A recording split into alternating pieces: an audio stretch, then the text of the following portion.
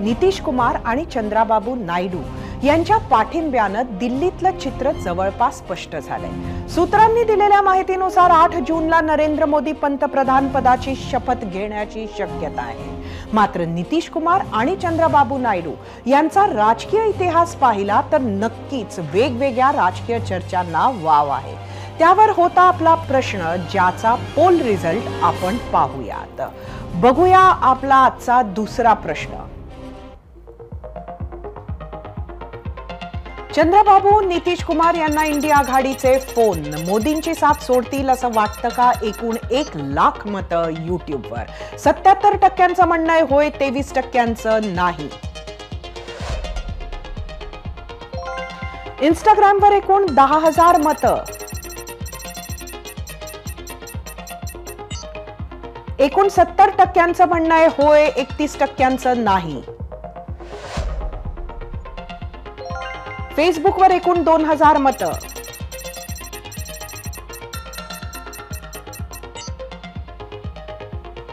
%66 होय म्हटलंय, 34% नाही।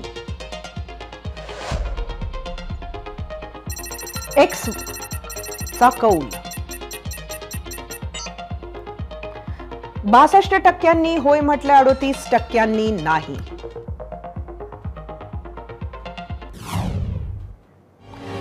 हा निवडणूक निकाल सगळ्यांना काही ना काही शिकवणारा ठरला। ज्या मोदींनी देशभरात विकास कामांवर जोर दिला आणि ज्यांच्या राजकीय इच्छाशक्तीमुळे अयोध्येत राम जन्मभूमीवर भव्य राम मंदिर उभं राहिलं, ज्यांच्या कार्यकाळात काशी मथुरेतील मंदिरं अतिक्रमणातून मुक्त होतील अशी देशातील हिंदूंना आशा होती, त्याच मोदींचं वाराणसीत मताधिक्य मोठ्या प्रमाणात घसरलं। 2014 साली 4.25 लाख, 2019 साली 5.25 लाखांनी जिंकणाऱ्या मोदींना यावेळी फक्त 1.5 लाख मतांनी विजय मिळाला। नागपूरच नाही तर देशात विकासाच्या महामार्गाचं जाळं विणणाऱ्या नितीन गडकरींना सुद्धा फक्त 1,37,000 मतांनी विजय मिळालाय। या सगळ्यातून मोठी महत्वाची शिकवण, लोकसभेत सर्वात जास्त जागा जिंकणाऱ्या सर्वात मोठा पक्ष भाजपला मिळाली असेल। मतदारांना गृहीत धरू नका, विरोधकांना हलक्यात घेऊ नका, जुन्या मित्रांचा मान सन्मान राखा।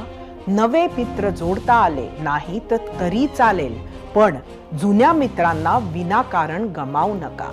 आपली विकास कामं जनतेपर्यंत पोहोचतायत का याकडे लक्ष द्या। आपली इमारत ज्या पायावर, ज्या कोअरवर मजबूत उभी आहे, त्या छोट्या मोठ्या कार्यकर्त्यांच्या बलिदानाचा विसर पडू देऊ नका। नवी टीम बनवण्याच्या नादात पक्षातील जुन्या सहकाऱ्यांना खड्यासारखं दूर सारण्याआधी 10 वेळा विचार करा। एकाच चेहऱ्यावर अवलंबून राहण्याचा अतिरेक टाळा, गाफील राहू नका। खरं तर याच बाबी इतर सर्वच पक्षांना आणि नेत्यांनाही लागू होतील। एबीपी माझा, उघडा डोळे बघा नीट।